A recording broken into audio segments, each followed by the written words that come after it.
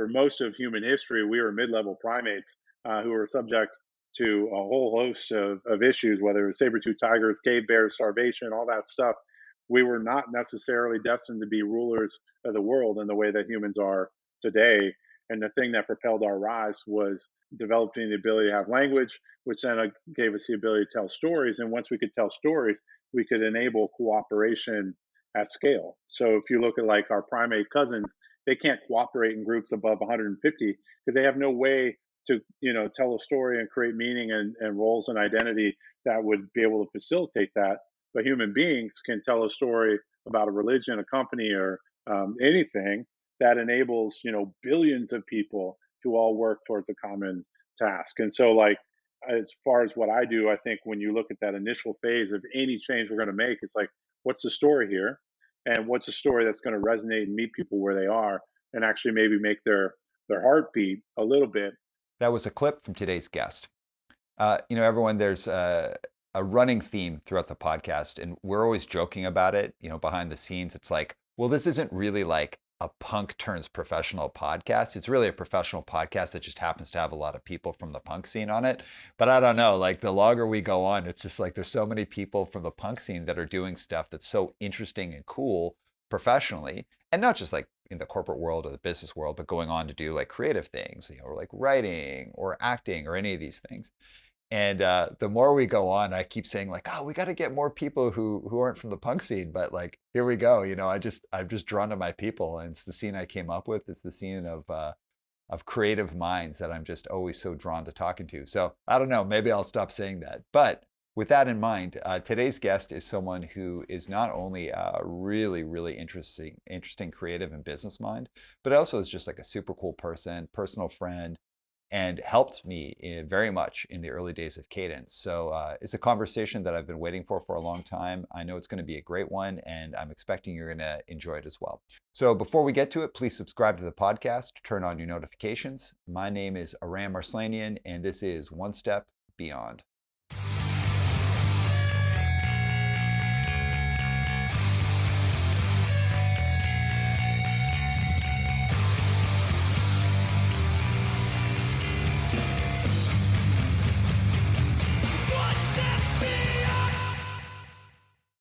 Matt, welcome to the show. Ram, it's great to be here. Thanks for having me. Heck yeah. So listen, for the uninitiated, for those who don't know, who are you and what do you do? Well, yeah, Ram, I would expect most folks actually don't know who I am. And so if I gave you the abridged version, I grew up in a small town in Iowa on the banks of Mississippi, came up listening to punk and hardcore music and played in a few, pretty bad bands, but I got the opportunity to see a lot of really good bands. And I think that was transformative in a lot of ways in my life. I went to school at the University of Iowa, studied math and philosophy, and then went straight into a graduate program of mathematics where I studied something called differential topology. I went from there to Michigan where I started a PhD program. And, I had the opportunity at that point. I was playing in a hardcore band and we had, done a couple records. And there was just enough of a glimmer of hope that we might try and tour full time. And so I decided to step away from my PhD program and give it a go. And we spent a couple years on the road. And it was on those tours actually that I read books that weren't about math or philosophy for the first time in my life. And I see that as really, you can look at the inflection points in your life where you see that big things change, and that was one of them. And the types of books that I was reading at the time were about war and conflict, and so by the time the band kind of wound down, I really wanted to go and work of all things for the United States government. And so I called the drummer's sister, who happened to work at a defense intelligence agency, and I said, "Hey, can I get a job?" And she's like, "Yeah, like we have cryptographers, people who do math for like coding and that sort of stuff." I said, "No, no, no. I want to work in like defense policy. I want to shape how we engage our friends and allies and enemies." And she's like, "Yeah, man, you can't do that. You got to go back to school." So I went back to University of Michigan, got a degree in public policy, and then came out to work in the Office of the Secretary of Defense in the Obama administration, doing what we called responding to contingencies. So that's a government way of saying when really bad things happen in countries. Like my first issue was when Muammar Gaddafi got killed in Libya. We had three different militias trying to become the new government. And there was a very real risk of civil war. So we're trying to figure out how can we intervene in this situation to maybe help create a little peace and preserve civilians. So I did that for 5 years, and then in the process, ironically, the Pentagon ended up being something of a writing workshop for me, and I can explain more about that later. But I started writing nonfiction stories in a blog. That caught on enough that I was able to do a book. And then I moved down to Richmond, Virginia, and I used that book as a prop to fast talk my way into the job that I do now, which is really corporate strategy and communications. Amazing. Uh, so let's just start for the people that we know who are like, dude, what band were you in? Tell us about the band that you were in, that you're touring. You put some records out, just so we have a good launching point. Man, Aram, this is like the one thing I was hoping you wouldn't ask. So the last band I was in was called Ignite the Will, and it was pretty heavy '90s influence hardcore band, and we were around I think early 2000s, and we did a record on Double or Nothing Records, which was it's like we always found ourselves playing with these really rough characters. Like our lyrics were political and positive, but I think everybody we toured with was maybe a little different side of the coin. But anyway, it was a blast doing those things. Yeah. It's funny, like, to kind of dip into hardcore for a second. It's funny because it is such a like culturally diverse place in terms of just like the different backgrounds that people come from and like the things that people are into. So if someone said to me like, "Oh, you're in punk," I'd be like, if it was just like a someone outside of that world, I'd be like, "Oh yeah, yeah, I'm into punk." But then in my mind, I'm like going through like all of the subcategories. It's like, well, you don't really know. I'm actually into hardcore, and in hardcore, I'm actually into this kind of hardcore, and within that, I'm actually into that. And if you play on a bill, you're playing with five like hardcore bands, but they'd be coming from totally different places. And I'd say like hardcore for me was like one of the most interesting things of me learning how to like deal with people who are part of the same thing. Like we are part of the same thing, but we have radically different perspectives and we're coming together to do something. And that thing is just put on a show that has a beginning, Yeah, a middle, and an end, and everyone leaves feeling like happy. All right, interesting path you took to get to where you're at. So where do you want to start, man? Do you want to talk about growing up in Iowa? Do you want to talk about your academic career? Do you want to talk about that inflection point? Where do you want to go? yeah. I think if you look at it, the I mean, because I've listened to a lot of your episodes, Ram, and I think one of the things I find that's really compelling and interesting is when you look at sort of what happens to a person when they come up in punk and hardcore and how they take things away from that that shape their engagement with the world and with their career from that point forward.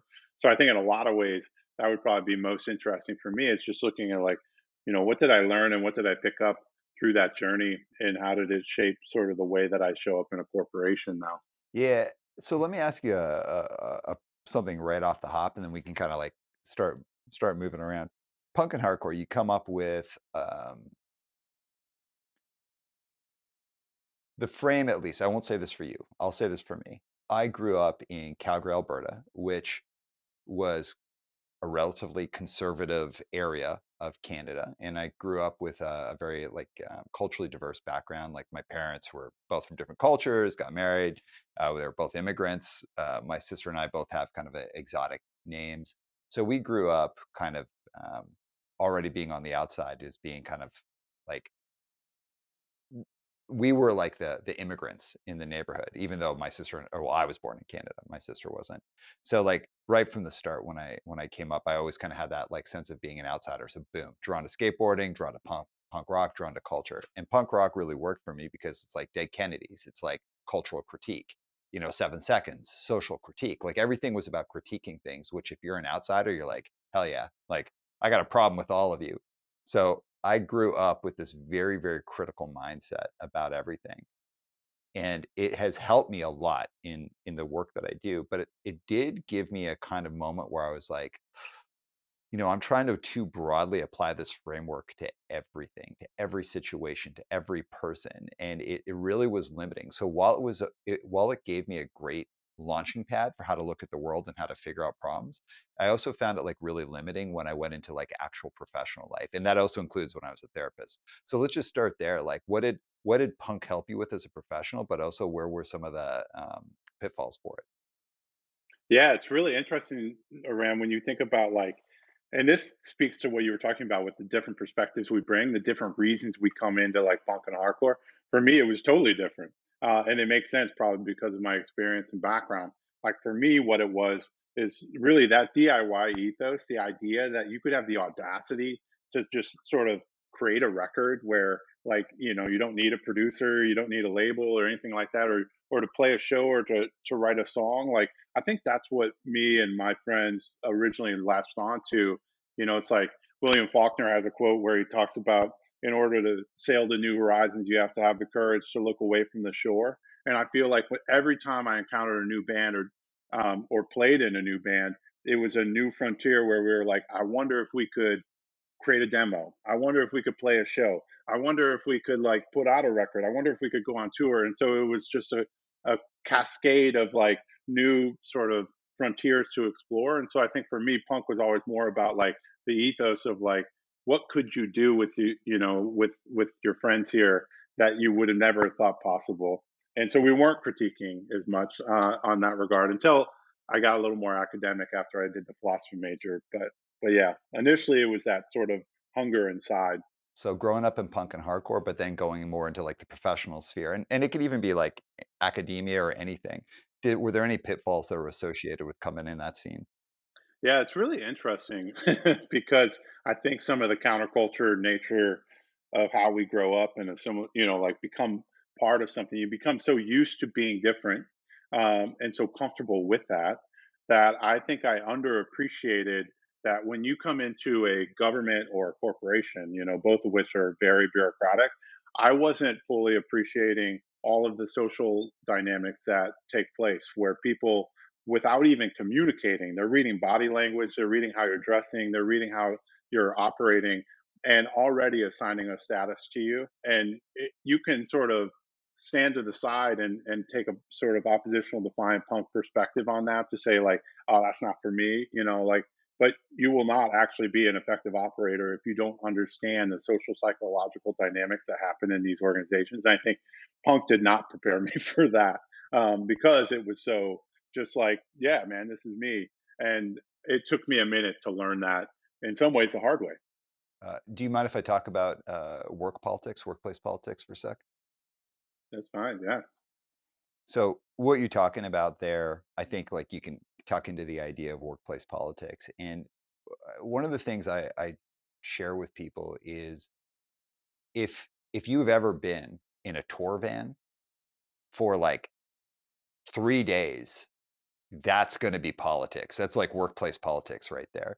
So like when people are like, oh, I get this a lot. Like I get this almost every week. Oh, so political at work, or I don't play politics. I'm like, what are you talking about? Like I have neighbors on either side of my house and we squabble with each other about the recycling. Like politics is just people trying to figure out the social order of how to get things done.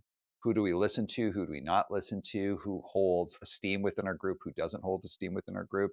Who has the power to place these things? And it's not good or bad. It's just human nature to get into these things. And we can call it politics because when you call something politics, it's dismissive and you're kind of being like, I'm better than that. But even by saying that, you're actually being very political. So when someone says to me, I don't play politics, I always say, like, that's like one of the most political things you can say because you're trying to actually position yourself above a system. It's beneath you. And now you want that system to cater to how you are. Politics Yeah. within group dynamics is like get in a tour van. You're on tour for 6 weeks. It's going to be like a political campaign of like who's the president of the van. Like it's just real. So Yeah. there's a lot of wisdom in what you said because I not just for punks, but for anyone getting into any kind of professional situation, even if it's in a not for profit, there's going to be that kind of in group, out group, how people interact, how people get done, how people get resources, and it's very wise to start understanding social dynamics and really know how to work very well within them to get good results for everyone.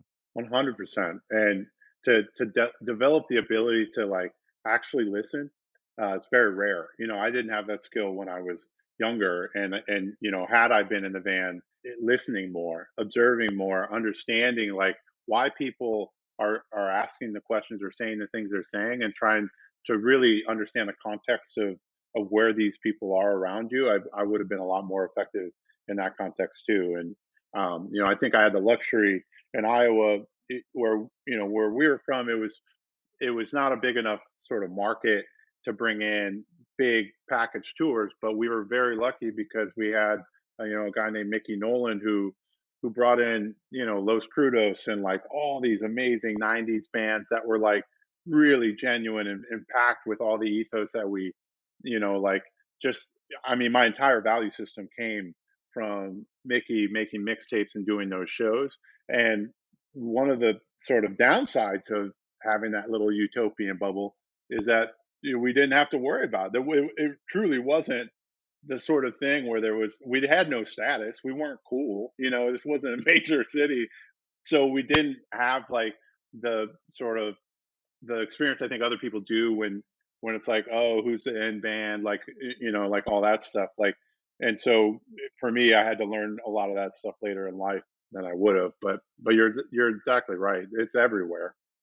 Well, and also shout out to Los Crudos, who I don't know, who would maybe possibly be horrified they're getting this like shout out on the podcast, but god damn it, Los Right. Crudos, like talk about a band that in many ways changed everything and really I was very lucky when I was young to not to be able to play a show with Los Crudos with my very first band when I was like really really young. We played it in Seattle. We played a show with them in Seattle at a house called the Goat House that was in Capitol Hill, and seeing that band like legitimately changed my life. I was like, I Yeah. have never so much understood how much a bigger thing this is in a social movement than it is. Like this is one of the most powerful, most important bands of all time. 100%. And like, and that speaks to probably like when you were talking about like what I pull away, that palpable energy of like, I mean, it's like a spiritual experience in those rooms. And I've never forgotten those times, and I've had it since certainly, but I fully appreciate now how rare and powerful those experiences were when you had a band like that who is emoting in such a way that it's just like the entire space is transformed, and the energy that they collectively create just by plugging in some instruments and playing a few notes was unreal. Yeah, 100%. All right. So tell us about the posting in the Department of Defense. It's an interesting shift where you're like, hey, I'm going to pursue this academic path. Like, and it was philosophy that you were going to be doing your PhD in. Is that correct? Yeah, it was actually math I was going to do it in, Oh, sorry, math. Yeah. and so yeah, the shift. So what happened like really is we were on tour in 2006 with this wonderful West Coast band that I don't think many people care about, but I loved, called Force of Change. And they were like, they worship strife, and I was like, you're doing it well, guys. Like you just nailed it. And I remember we were bored. We were driving from Anaheim to like Pasadena or something, and we, like people don't tell you, but when you're on tour, most of the time you're just killing time. It's not a glamorous lifestyle. It's like a lot of times in diners and parking lots. And so we had to kill some time. And so we went to a thrift store. And for whatever reason, I actually don't know why, I went back to the bookshelf. And as I said, I wasn't really reading anything. And I saw a little black book called Brighter Than a Thousand Suns. And I was really intrigued by the title. And so I just picked it up. It's written in like 1956 by a German guy. And it had a quote on the cover from Bertrand Russell, who was a philosopher that I had come in contact with. And it's basically him saying this is one of the most interesting books he's ever read. It was about the Manhattan Project and the making of the atomic bomb. And I don't know why I bought it, but I sat in the back of the van. I just read this thing. And as I read about the 130,000 people who came together really with the intention of saving the world, because not everybody knew fully what they were building there, but a lot of people did. And the ones who knew that they were already behind in the race to build this a weapon. And had the Germans done this first, the world would not be what we know it as today.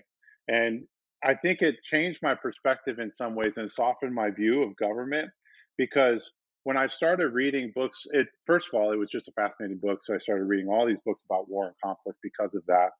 And as I started to read, about the situation in Darfur or Congo or a lot of the Latin American civil wars and the sort of mass violence that comes along with that, I started to appreciate the role of government as a stabilizing force and to not just look at it critically in the sort of punk lens that I had always had, but to say like, it is objectively a bad thing when you have over 1 million people who are killed and defer, and sexual violence everywhere and just carnage.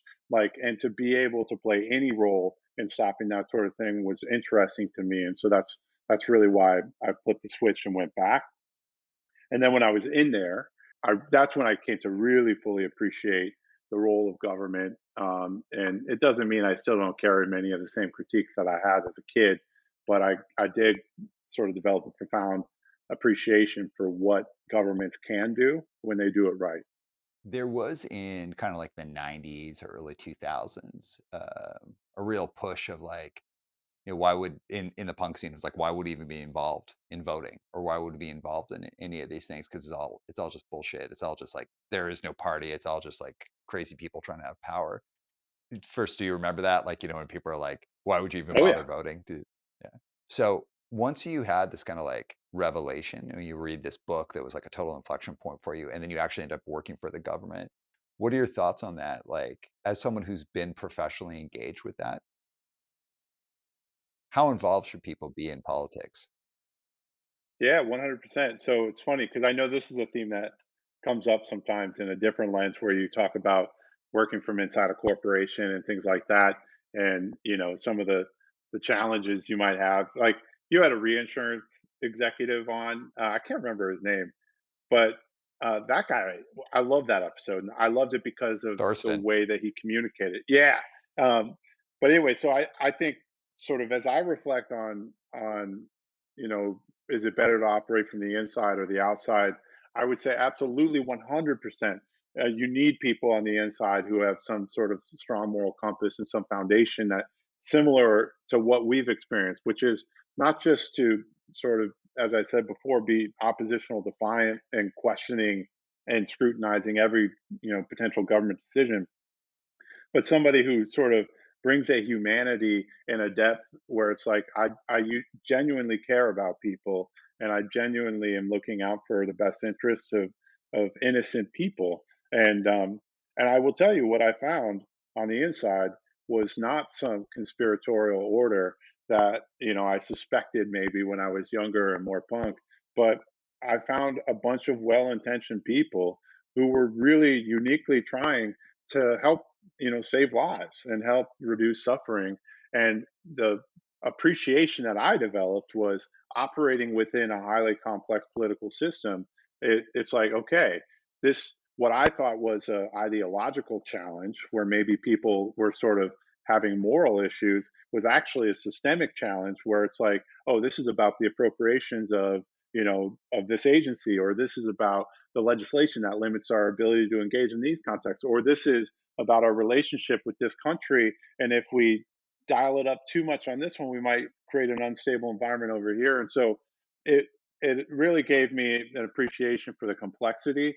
Not to say that we haven't done atrocious things, or really terrible things as a government. We have many of failings as any country does, but what I saw was people who were trying to do differently. And so it was inspiring in that regard.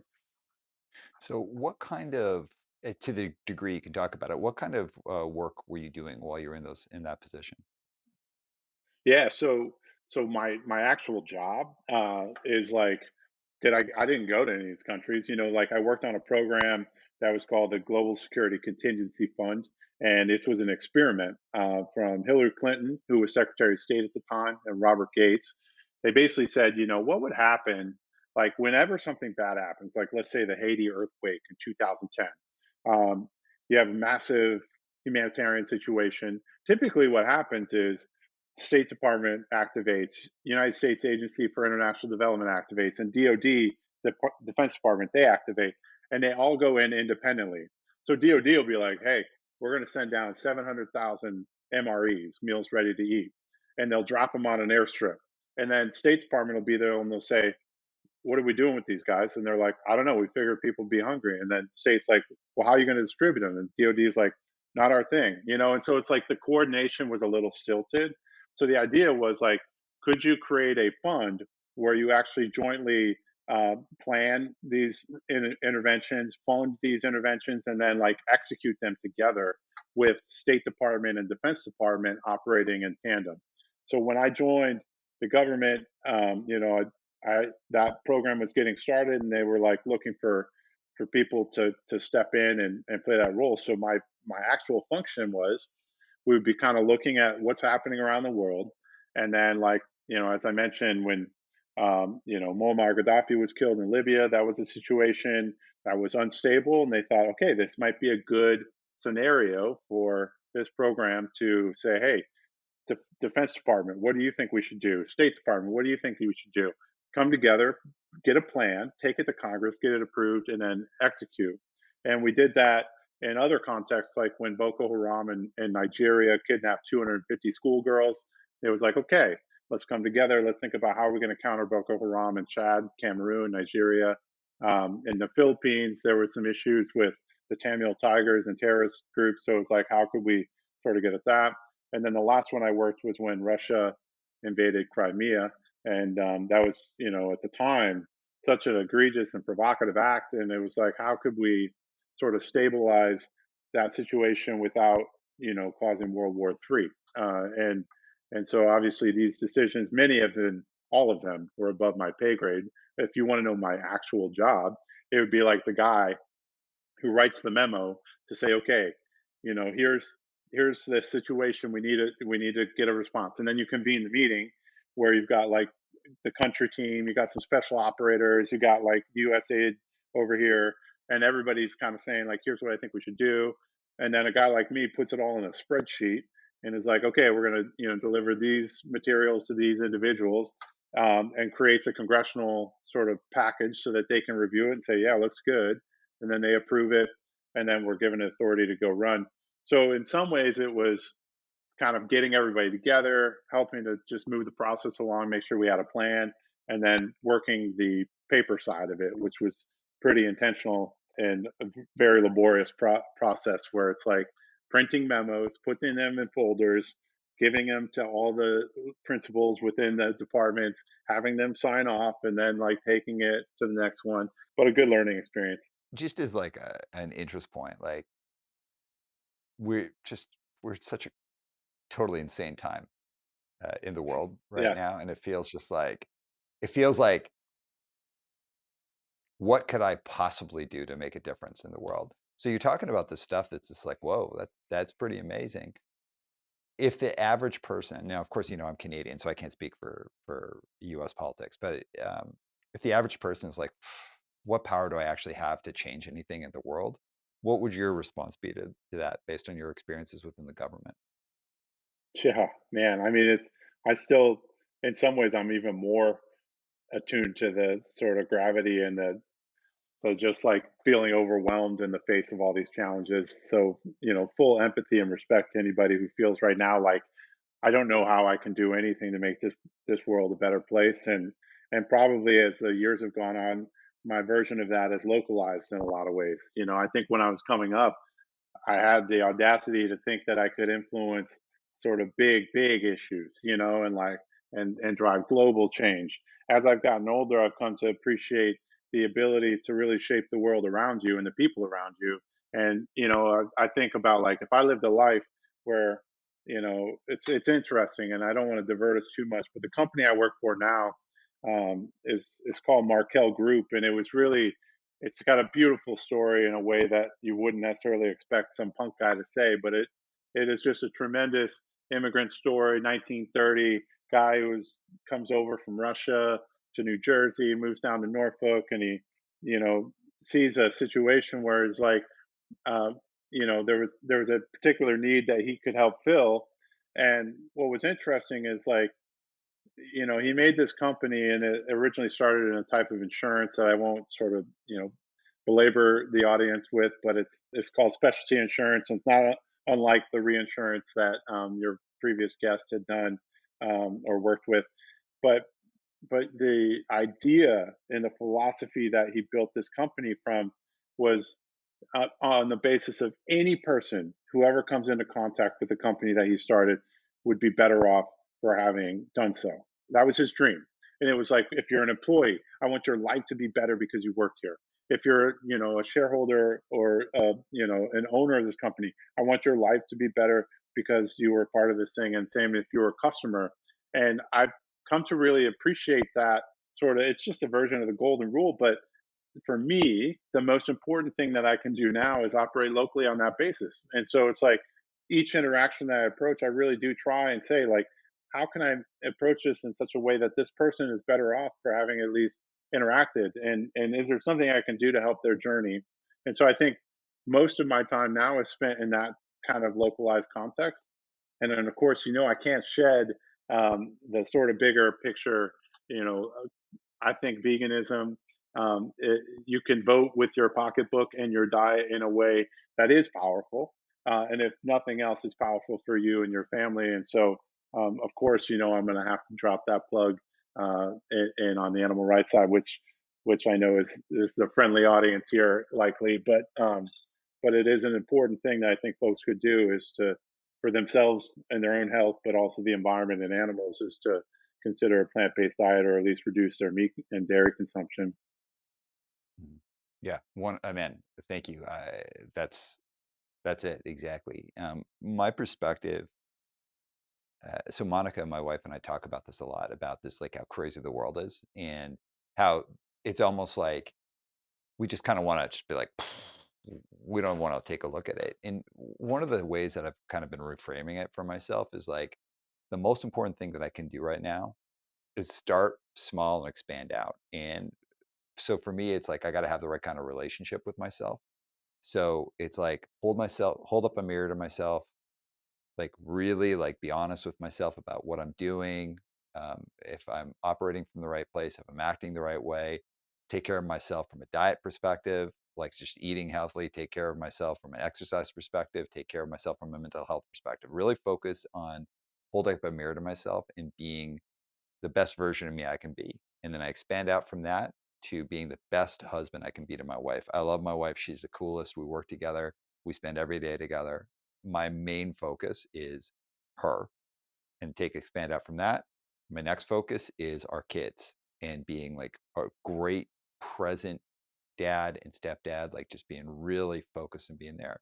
Take a step out from that. It's about taking care of my mom and dad, Monica's mom and dad, our extended family, my sister, all of that. Take a step out from that. It's about being a good employer, like being a really, really solid employer, like making sure everyone in the company has good work, they feel secure in their jobs, they're getting the right kind of feedback. Take a step out from that. Then it's about being a good coach and a good, like actually good at what I do.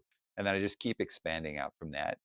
I'm not going to be perfect at all those things on any given day, but I'm going to do my best to start again with right relationship with myself, right relationship with my wife, kids, boom, boom, boom, boom, boom. And the more Like that. I used to be like really expansive and think about like, punk and hardcore, it's like, a million people. And Yeah. I'm like always like taking care of all these relationships. And then I had this professional career that I was like, as a therapist, I was like working out and doing all this stuff. The last thing I did was focus on the relationship with myself. And that led me to like the darkest place of my life. And really, when I went from this inverted scale of like start with yourself and then out, I'm the happiest I've ever been, best relationship I've ever been, most productive I've ever been, able to take care of my family the best way. And that for me is how I've been focusing on creating like how do I make real change in the world is like start with your relationship with yourself. And that's just maybe it's like my age, but that's where I'm focused on now. Yeah. And it's interesting if you think about. I love that, by the way. That's incredible. But if you think about if some of the most destructive characters in world history, um, and you look at the impact of their upbringing on the psychology that they brought to bear that caused them to actually become those atrocious, terrible, people. It's like maybe the most important anybody could do who has a child is to give them love and care, and so that they don't have the sort of trauma that creates these monsters that have been such destructive forces throughout humanity. And it's not like a strategy or something that you're going to advocate on a political basis, but to have that sort of ethos, I really think it's powerful. Yeah, yeah. That idea of kind of focusing on what you can control. And like there's so many different versions of how people want to live their lives and like how systems work. You know, I, if I just go to like the business that I run, tomorrow somebody could come in and be like, "Hey, Aram, here's this humongous contract, and we've been talking about bringing your company in for the past 2 years, and now we have the right time." But in the meantime, I have zero knowledge of that. Or I could have the inverse happen where we've had this client for a long time that's like a huge piece of our ability to do stuff. And they could come back and be like, hey, you know what? We're having like terrible business headwinds. We have to cut all external contracts. And then I'm going to have to deal with that. There's so much stuff that is just wickedly outside of our control. And my theory of like kind of why I've switched how I kind of the way that I try and impact the world is starting with myself is like the most profound thing I can do in the morning is get up, look at myself in the mirror and just be like, I got to be honest with myself throughout the day. And listen, like, yesterday I was like acting like an idiot. I had this like business challenge and I was like throwing this huge baby fit about it. I'm like, but at least Yeah, I could kind of get my hands around it and like at least I was only throwing a baby fit like to my most inner circle instead of like being like a huge baby fit. So you're gonna have yeah, strikes and gutters with it, but that is the way that I'm really focusing on trying to create impact to start with me and then like expand out. yep, yep. I think that All makes a right, ton of so sense. while you're working at the State Department, that's when you started writing. So tell us about that. Like what led to that? Yeah, so it was so basically what happened is as I said, a lot of my job when I was at the Pentagon was to write these memos, which would distill down a really complex situation, and it might be 1 to 3 pages, and it's like 2 paragraphs to describe the situation that happened in whatever country, and then you can put through like 3 options you might throw in there, and then you make a recommendation on the bottom. And I actually always joke with people, and it's not a joke in some ways, but the Pentagon was the best writing workshop I could have ever encountered because the sort of like discipline in terms of the clarity of thought and logic that you had to be able to distill down the essence of really complex situations onto a page or 3 pages was hard, and it helped me sort of learn how to write. And because I was doing it so frequently, which I think is the only way you can ever learn how to write, I thought I got pretty good at it. And so I started to wonder what would happen if I took these skills and applied them in a more creative context because I wasn't playing music anymore and I really wanted an outlet. And so I started writing nonfiction stories, and I started a blog that I didn't tell the government. It was an anonymous blog that I called the American Bureaucrat. And the idea was that I was just like nameless, faceless bureaucrat, and I sort of formatted my blog so that they all look like White House memos, and then I would write my little stories on the memos, and and it would be like silly stuff, like I told the story of why, and this is maybe too close to my punk heart, like why Converse All Stars have Chuck Taylor's signature on the side. It's like everybody thinks he was one of the earliest endorsed basketball players, but actually what he was a huckster who became the best salesman that company had ever seen. And when he retired, they attributed him by putting a signature on the side of those shoes because he is single-handedly the reason that anybody cares about Converse. So it's like tell those stories, or like my friend who hired an impersonator to go to his 10-year high school reunion and the comedy of errors that transpired after that happened.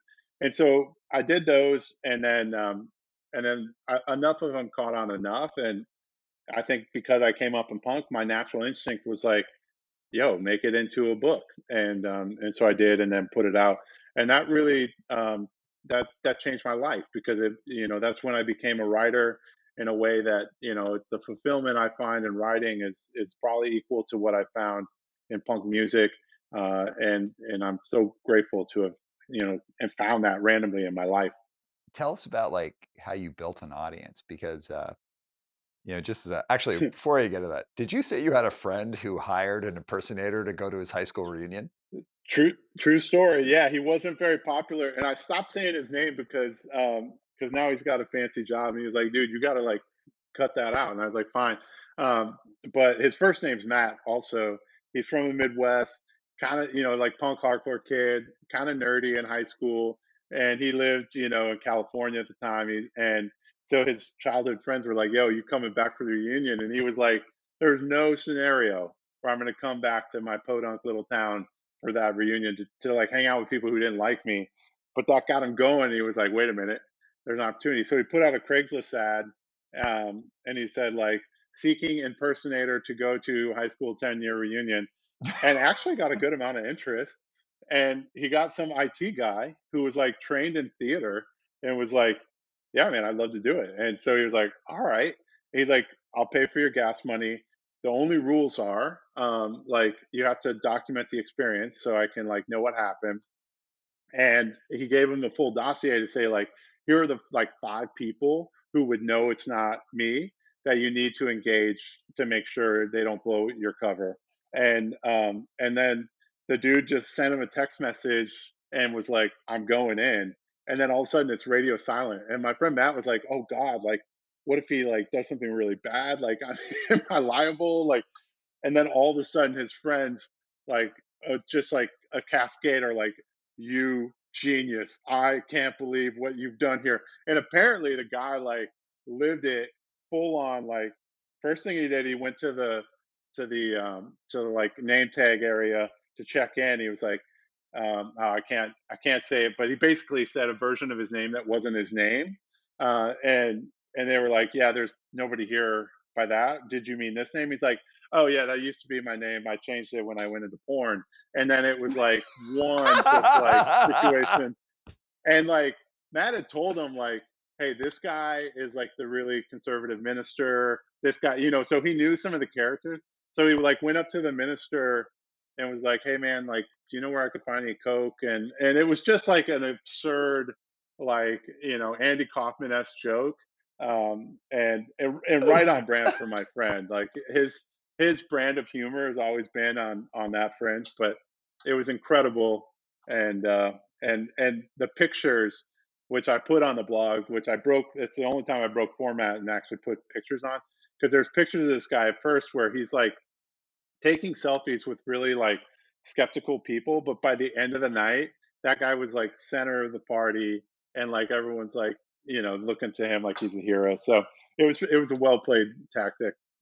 Well, I'd imagine with the impersonator, he had like a sense of freedom because he's like, I have no history or future with any of these people. And I'm Yeah, playing a character. I'm just going to go for it. Like there is yeah, no, there is nothing to risk nor anything. Like there's only yeah, things to win as a result, even if you have like yeah. And he a didn't bad even live in experience. it. You're right. Yeah, That is totally hilarious. Your friend is a hero. Tell him if he ever wants to come on the podcast, he's more than welcome.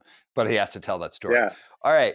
yeah, So yeah. Fair. the question I was going to ask you is like building an audience. So like growing up playing in bands and the idea of like building an audience, it's like you're not even thinking about it. It's like, hey, I want to play a show, or I want to write a demo, or I want to put out a record, I want to go on tour. It's kind of like you dismiss from the idea because in punk and hardcore, everything's already built in. Like there's already a community, there's already a scene, there's already people who will pass around a demo, just like you're saying from your friend who's booking shows in your small town. So when you get into a world that's outside of that and you have to cultivate an audience, it's a very, very different thing. So it's like building a business, being a writer, any of those things. So how did you actually create an audience for what you did? Like, how did you find people via your blog or how they find you? But then eventually, how did you sell a book and have an audience who would want to purchase a book from you? Yeah, that I mean, it's I've learned so much about this now. I probably would have approached it somewhat differently, but I think in some ways I approached it just like I was in a band. So I was like, okay, like here comes a record, like I better start talking about it. And at that time, social media kind of come into play, and that does help significantly because what it does is like I walked a winding road in life, but throughout that journey I've sort of picked up connections and maintained those.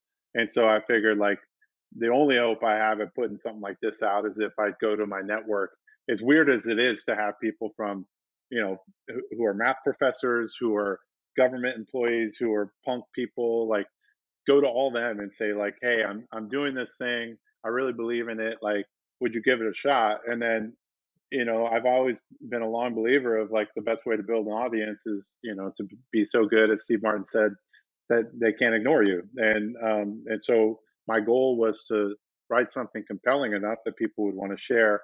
And it worked, as good as it could. It's like not major, bestseller stuff here, but it was like, for me, it exceeded my expectations to just be able to say, hey, I've amassed a sort of eclectic mix of relationships along the way, and so I started with them, and then I leveraged social media and things like that as I went. And now for me professionally, it's a weird sort of like I live between two worlds where one is like it's almost like the art side of my personality, which would be more like reflected on my personal connections, and in social media terms, that would be something like Instagram. And then I have like the mind side of my experience, which is a little bit more intellectual and professional, and that would be on LinkedIn. So I toggle these two worlds where it's like the way I communicate and build a network on LinkedIn is subtly different than I do with like my artistic friends, and it's something I've been working on, which is like, what does it look like to not have to live two different lifestyles and like have your creative work sort of be presented in the same way in those both channels. So probably a little inside baseball, but yeah, I think consistency and leveraging relationships from along the way. So how does someone gauge success for like a writing project from your perspective? And I'm just going to give you like a backdrop to contrast to. So let's say like a small band, they press a 7 inch, and they've got 500 copies, and success for them is selling 500 copies and maybe getting on a bigger record label, or getting bigger shows, or getting on like, like going to get on tour. So there's like kind of clear indicators that you've done some level of success, and you can kind of scale up, put out, sell more records, get on bigger tours, start like selling out shows, all that. So you can scale it up. Or if you think of like a corporate world, or in like not even corporate world, any work world, it's like you get a job, you are considered to be good at your job, you get a promotion, you start getting more money, you get to be involved in different things. Seems like writing is like pretty tough because like there's not a direct interaction with the audience, like you put a book out and then you're not reading your book in front of like 5 to 600 people every single night for like a 6 week tour or anything, and like Yeah, nobody's like giving you a promotion. So how does someone gauge success as a writer? man, I'll tell you, it's statistically bleak. It's like it the commercial potential of a punk band is low. I want to say the commercial potential of a writer might be lower. It's like Mhm. it's it would be very difficult to be a successful writer intentionally. And so I think success for me, the only way I've ever been able to define it is probably more in like Rick Rubin terms, which would be something where it's like you create something that you want to offer to the world and something that you just had to create. And it's like, Rainer Maria, not the band, but the poet, had said something to the effect of like, unless you can't live without writing the thing you want to create, don't bother. And so it's like really should feel like just something you have to express or something you have to say. If you're able to do that, that's to me is as close to success in terms of like obviously you still live in a practical world. So then it's like, what does it mean, to be successful and to progress as a writer? Man, I tell you, it's like it probably would be easiest quantified by either book sales or audience size.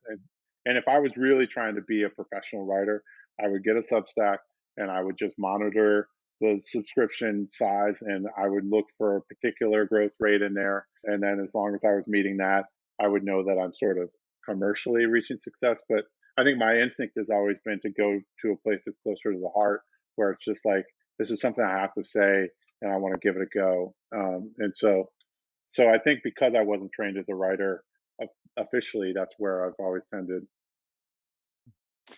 There seems to be, and so the reason I'm asking is there seems to be like a big gulf. So let's go back to a punk band. You put out a demo, you sell the demo to people literally, like you're actually selling it to them. And then when you're at a show, you're getting a reaction, even if people are just watching it. So like if you're playing in Yeah, a band, there's like a feedback loop because it's like such a live interactive thing. Or if you're a comedian, it's like it's a live interact. You're writing these jokes, but you're actually going out and doing them. With as a writer, it's like you put this book out, but you're not sitting beside someone as they read the book and have a reaction to it and then like having a book review with them, right? And there yeah, seems to be this gulf between someone who's just proud of themselves and feels good for like, hey, I've written a poem, or I wrote a short story, or I completed a book, like the sense of accomplishment. There's a gulf between that and someone who's a professional writer who can say, actually, oh, I've sold this many books. When I go out and I can go and do speaking tours. And that gulf seems to be people who are just creating and putting it out into a world where they have no idea how people are interacting. So how does one keep going and keep honing their craft with that limited, if at all, feedback and interaction from a potential audience? I think you can create those feedback loops, and so professional writers do this typically with like I say a blog or a Substack or whatever because they can put out, and some people use Twitter, some other channels where they actually put out ideas and are socializing and workshopping them without people knowing it. So like somebody like Seth Godin or even Gladwell does this sometimes where they'll sort of put out a version of a story and see how it goes, see what feedback comes in, refine, and like over the course of a series of posts actually make a book. There's a guy who's on the board of the company I work for now. His name's Morgan Housel. He came out of college and kind of tripped his way into being a financial writer for a website called Motley Fool, which does a lot of like stock analysis, that sort of thing. And then he went on to write at the Wall Street Journal. And so naturally, when rise to that level, he got a publishing deal, and they were like, "Hey, we really think you have a unique voice."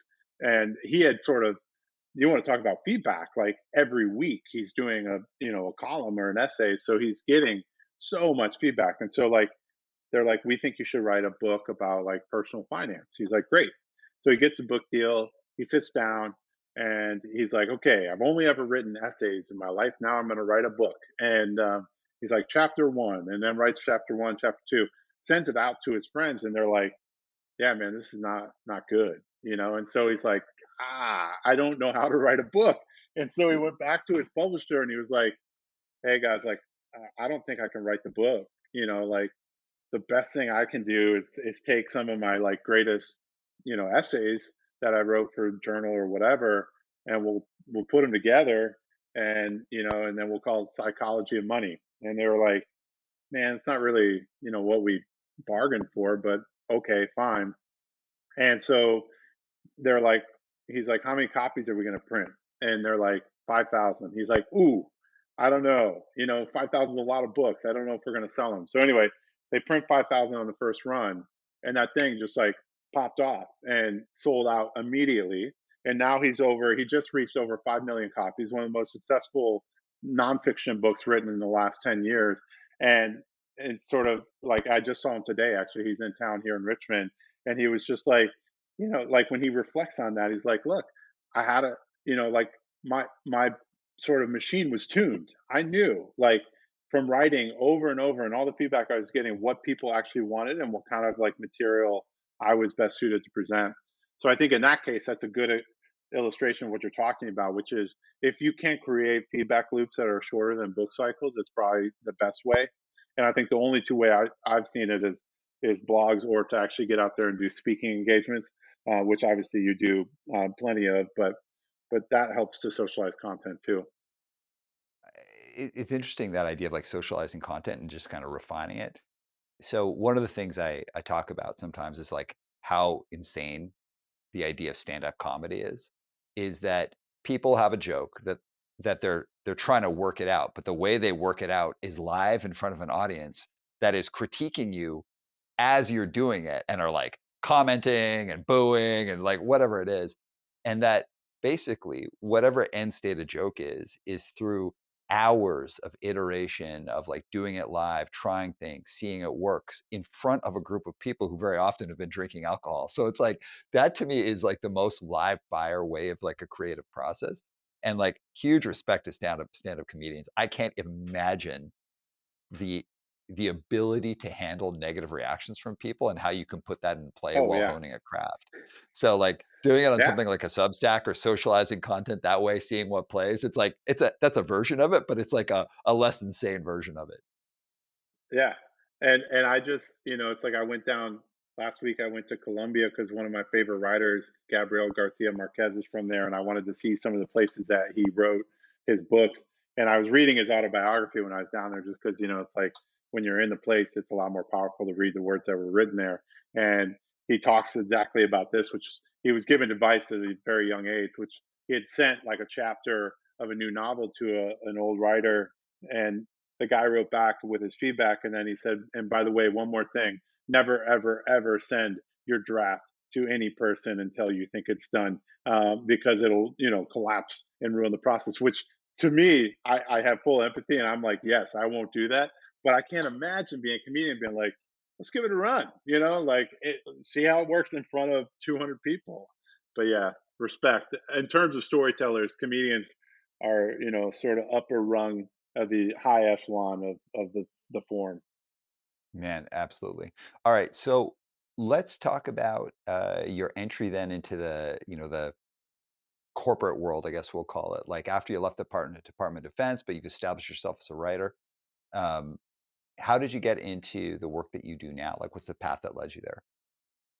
Yeah, so I took a job at a like an agency that did, I guess you could think of it more like organizational transformation. And so the idea was that they would, you know, have a client who's like launching a new strategy or just done an acquisition and trying to integrate, 600 people, or doing a reorganization or some big organizational change, and trying to shepherd through the human side of that journey. So if you look at the sort of common thread over the last like 10 years of my career, that's what it's been, is basically looking at organizations that are trying to make big change, and then figuring out how do we get people to understand and be motivated and to actually take that journey with those leaders and those companies.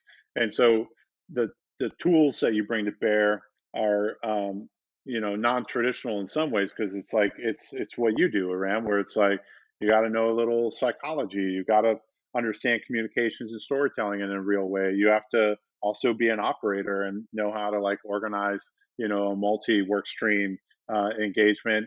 And then the diplomacy side, like finding out like who are resistors here and how do I negotiate with them and build relationships, foster collaboration, all that.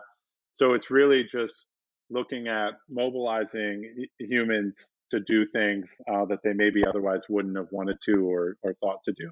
Can I give you an example here from punk? Yeah. I've got this friend named Bob Swift, so shout out to Bob. Have you ever met Bob before? No, but I know him by proxy. Yeah.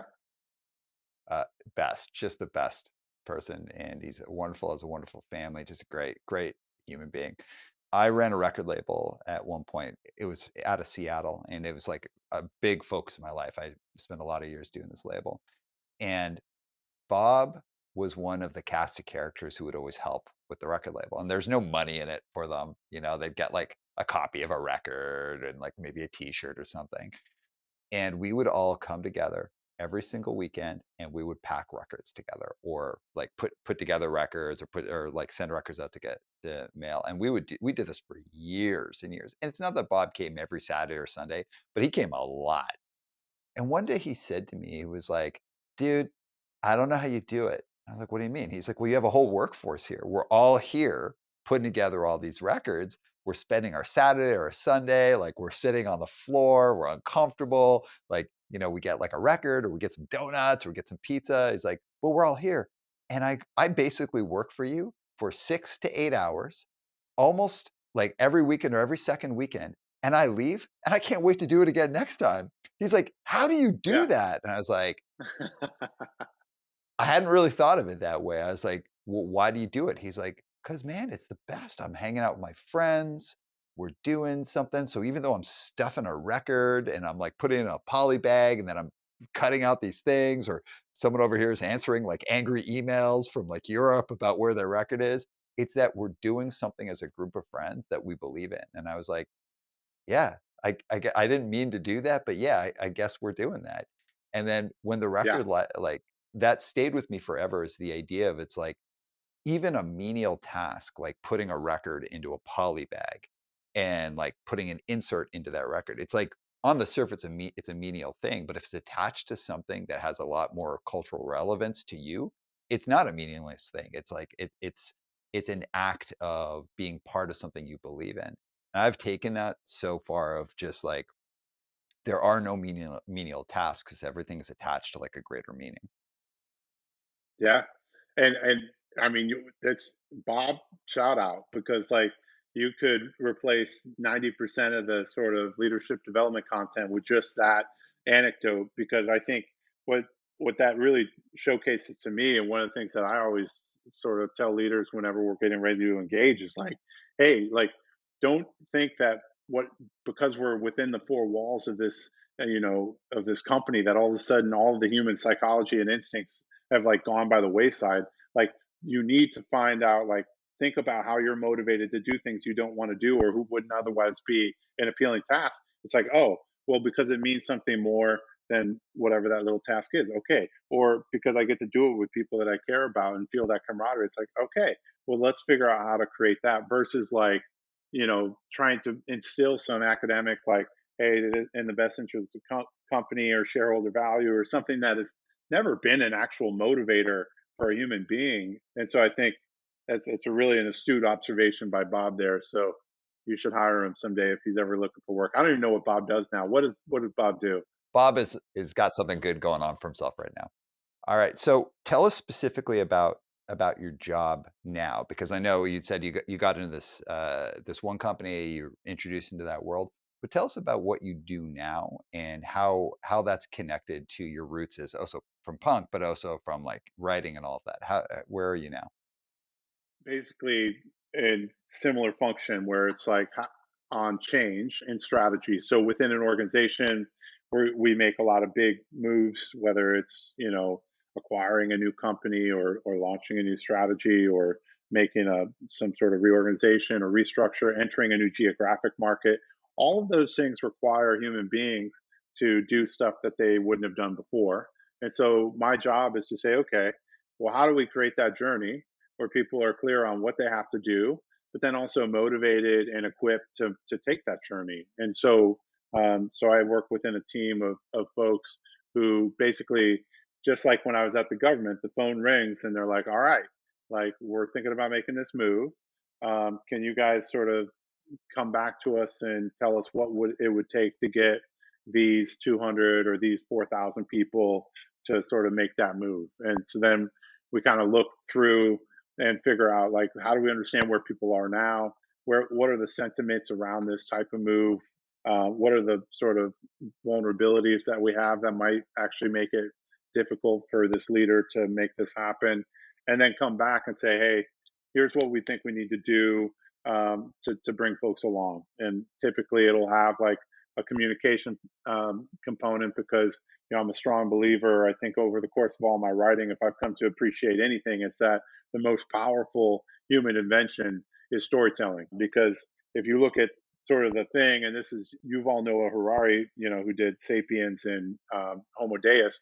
This is his big idea, which is basically, for most of human history, we were mid-level primates who were subject to a whole host of issues, whether it was saber-toothed tigers, cave bears, starvation, all that stuff. We were not necessarily destined to be rulers of the world in the way that humans are today. And the thing that propelled our rise was developing the ability to have language, which then gave us the ability to tell stories. And once we could tell stories, we could enable cooperation at scale. So if you look at like our primate cousins, they can't cooperate in groups above 150 because they have no way to tell a story and create meaning and roles and identity that would be able to facilitate that. But human beings can tell a story about a religion, a company, or anything that enables billions of people to all work towards a common task. And so, like, as far as what I do, I think when you look at that initial phase of any change we're going to make, it's like, what's the story here, and what's the story that's going to resonate and meet people where they are, and actually maybe make their heart beat a little bit, so that they can have the experience that Bob had when he's packing records. It may be a mundane or seemingly trivial job, but you connect it to something bigger with people they like, and it matters. So there's that component, and then the other piece of it is like making sure that people, there's a huge negotiation and sort of listening aspect of this, which is to understand, we're such tribal creatures and hierarchical beings. We follow authority, but not necessarily authority on an org chart. We follow authority on the basis of influential people. And with any group of humans, you can always find the small handful who are actually leading that group, whether or not they're the leaders, because even just you can watch. Like, if you're at an event and you watch one person, he's surrounded by 12 people, and holding court, and everyone's just like enraptured, and clearly like dominating the conversation, well then that's an influential individual versus somebody who's standing alone and nobody's like even talking to them. So I always look for the influencers, engage them, get their perspective, understand where the group is, and then use that information to try and design a journey that like is going to get more folks to where they need to go. Very often, like just as a joke, like my friends and I will be chatting and I'll be like, "Hey, why don't you explain to so and so what I do?" And they're like, "Oh, okay." And like when my friends try to explain what I do to other people, it's like always super like they give the first of all, they're hamming it up. They're just trying to be funny. But also it's like Yeah, if I ask someone who's like a degree off of what I do, the answer is always like totally bizarre. So, how would you explain to someone who's a total layman, how would you explain what you do to them? what do I functionally do? Well, what I functionally do is facilitate people making changes that they need to make to help an organization be successful. And what does that mean, facilitate? It's like, well, they have to understand what they have to do. They have to have some sense of motivation and buy-in and all that. And so my entire job is around looking at a person and saying, okay, we need this group of people who are doing this now to do this now. How do we get that to happen? And just making that happen. But I think if you really look at like what gets me going and like what I love is through the process of doing this. It's like corporations and government bureaucracies can be such dehumanized things. And I think because like we strip away so much of our humanity when we enter into the professional world, where it's like we don't have conversations that are emotive or about human things. And so like a lot of what I do is in the way that you tell a story as a leader, you can create the sort of vulnerability in the space for people to know that's like, oh, I can have emotions and I can tell people that I really, I love them. And it's like our CEO now is like he's always had these beautiful expressions, but I think what he does as a leader is what I aspire to do too, which is to like to tell a story in a way where it's like, hey man, like I really like I love you guys. Like I really appreciate you, but like you need to know, like I say it, I love you guys, and it's like really weird because you want to create boundaries at work and not, blah blah blah. But I think ultimately when I'm doing this stuff, what I'm really most passionate about is injecting some humanity back into a work day where it can get pretty, like mechanical otherwise. The most ridiculous take I ever heard uh, on what I do, it might have been it might have been Thomas in Richmond actually, but I can't remember. It was some like it was an East Coast friend of ours said to me or said, "Oh, what does Ram do? He's secretly trying to get everyone to become Youth of Today fans in corporations without them knowing it." I was like, "What?" It's like, yeah, I all mean, you do is you're taking Ray Capo lyrics and you're putting them into talking points that you're getting other people to repeat in the corporate world. I was yeah, like, "That's yeah, not wrong. yeah. that's, that's Yeah, can I that's change my not answer? Yeah.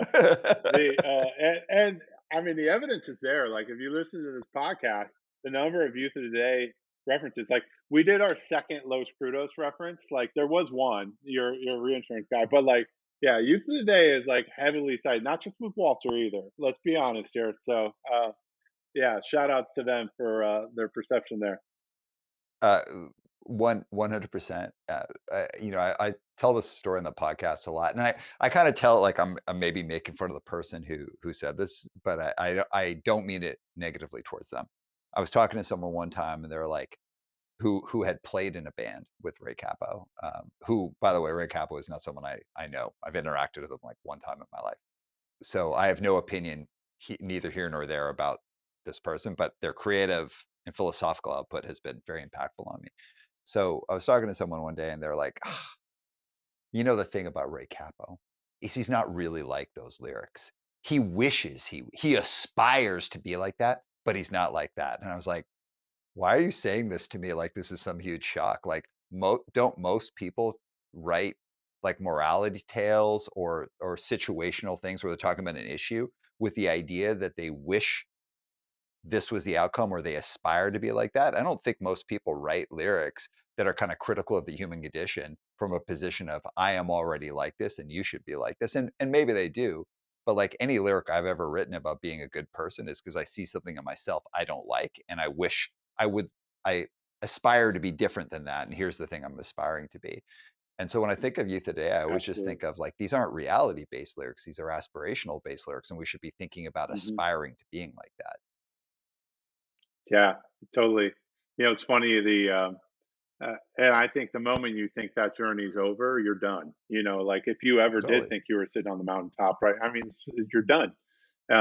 Humans are too frail and too prone to weakness, and moments of weakness, to not have it be a perpetual journey to try to align yourself with that kind of moral compass. It's like, yeah, and we all have our moments of shame and things like that. But anyway, uh, I love it.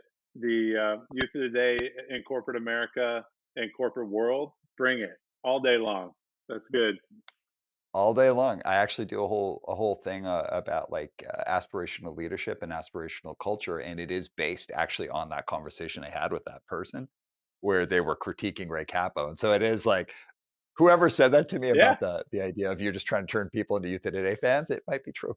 All right, so what you do, like you explain it well, but what you do has a mistiness to it because helping a group of people who are doing this to shift into to doing this, as you said, there's a ton of psychology in that. There is a ton of just kind of getting a read for people. There's a ton of creativity that's involved with that when you're creating, like, how do you talk about things? What's your, like, not only what's your story arc and how do you want to bring people there, but how do you handle different groups of people who are going to have different kinds of responses to things? So there is a lot of science to it, but a ton of art to it. There's a lot of data gathering and all that kind of like creating predictability models, but a lot of just getting a feel for it, telling the right story. So tell us about your creative process. And I don't just mean in the work world. I'm also talking about from your writing. What is your creative process and how do you get that creative spark and take it and then turn it into something? So I've actually come to appreciate, even though I wasn't formally trained in it, I think at this point now, over the course of I don't know, I think I started writing 11 years ago. So it's not like that long by writing standards. But in the time since, I've come to appreciate it actually is in some ways formulaic in the same way that mathematics is, where you can map the shape of a story.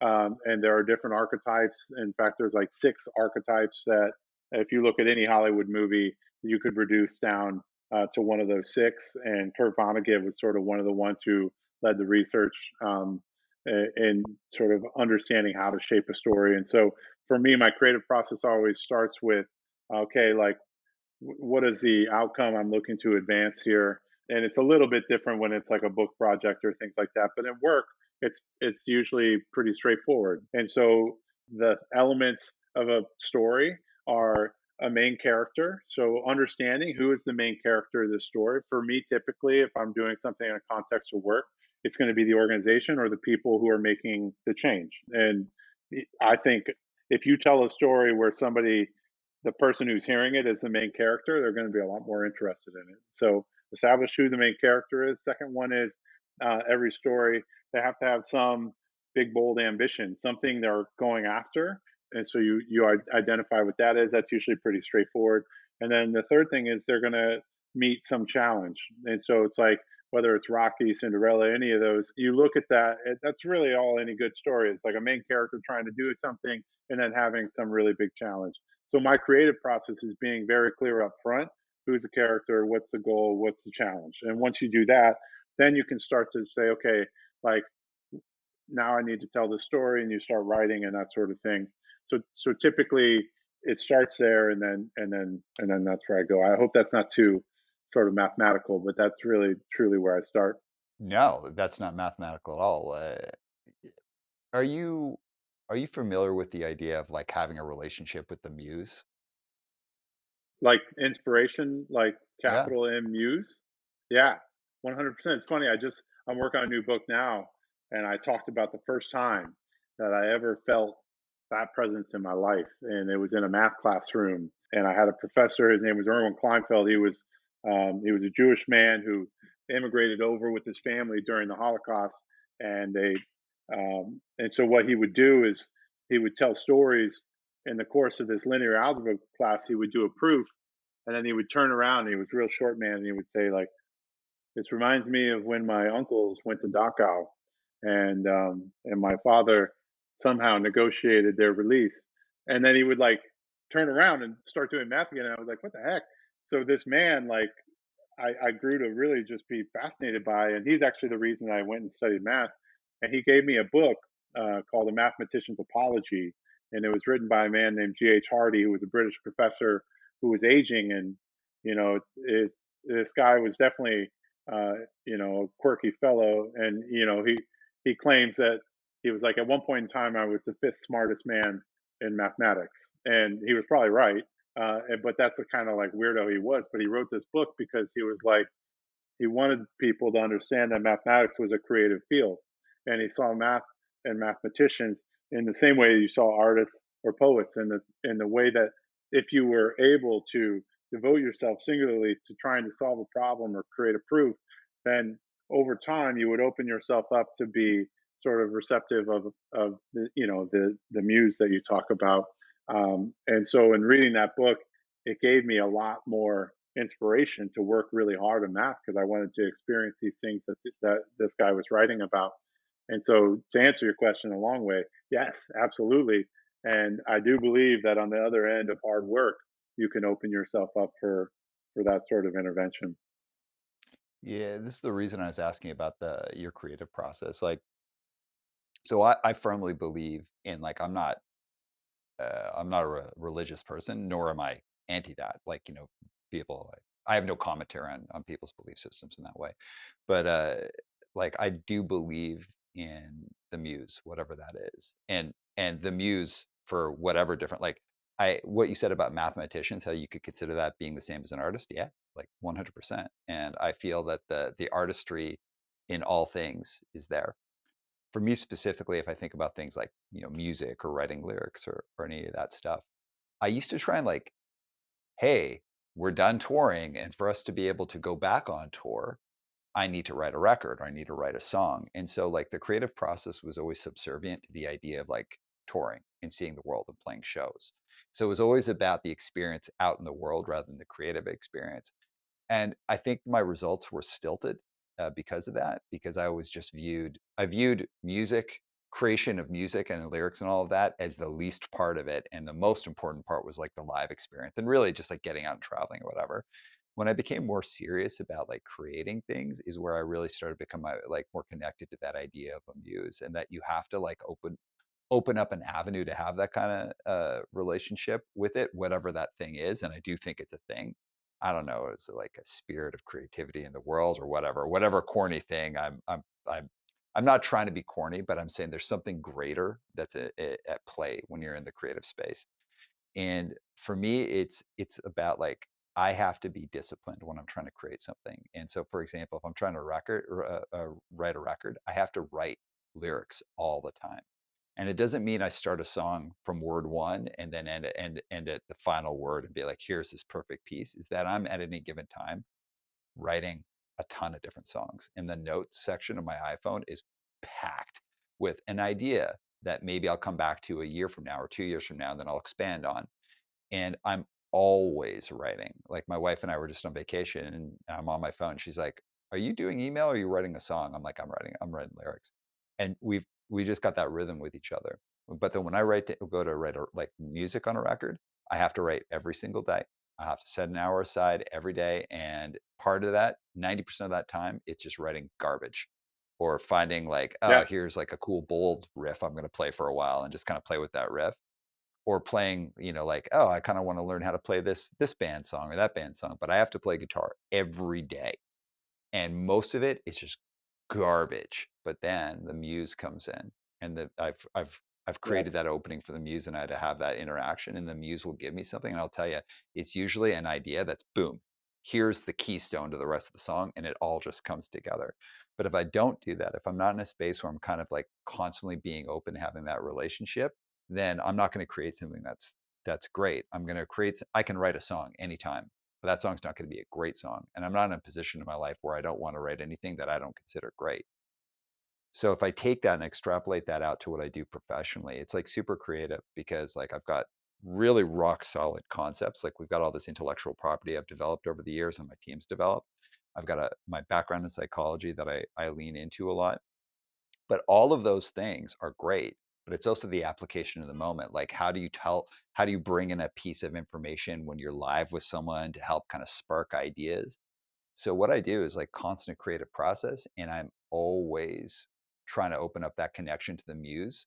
And very often something that I end up writing about later on is something that was created in the moment when I'm trying to figure out how to bring an idea into a client conversation. I'm like, that is actually what I should do. That's how I should talk about this. Or, you know what, this idea is not as good as this idea. So it's that connection with the muse and like the creative space is you've got to create that opening so that you're always bringing your creative process to the next space, and it is a discipline. Yeah, and I think the consistency aspect that you're talking about is really everything. Whether whether it's the spiritual side where it's like making your contributions to the muse as they appear, or it's it's something more psychological. uh, the compounding nature of creative work is so powerful, and it's never done in these sort of marathon sessions once a week. It's a little bite-sized stuff like Jerry Seinfeld. I find him, between him and Stephen King, who wrote a book on called On Writing. Those two, like for me, have been like, ironically, they're like the some of the most transformative like coaches in terms of writing that I've had in the process, because Jerry Seinfeld is very clear. He's like, man, your mind is a monkey. There's no version of reality where you should want to sit down and write. He's like, I write jokes every day. I hate it most times. He's like, and so what he does is he's like, I set a timer, and the only rule is I have to sit in the chair with no distractions and try and write for, it doesn't matter if it's 30 minutes, an hour, 2 hours. And he's like, and once that timer goes off, he's like, you know what your reward is? You don't have to do it anymore. And then like you go and do it again. But you're right. It's like it compounds over time, that daily discipline. And that's when anything important or interesting that I've ever sort of written about has come on the tail end of a long line of consistency. I'm going to throw an idea out there that's going to sound like totally wild. And for anyone listening who's like, God, has the Ram got religion? Like, no, it's not that. And again, I'm not, no commentary on religion one way or another. I guess I'm just in a time in my life where I'm just kind of reflecting more on how I do things, like how can I do things better, all the stuff that we were talking about earlier. So I'll go back to songwriting just because it's something kind of a shared language with us.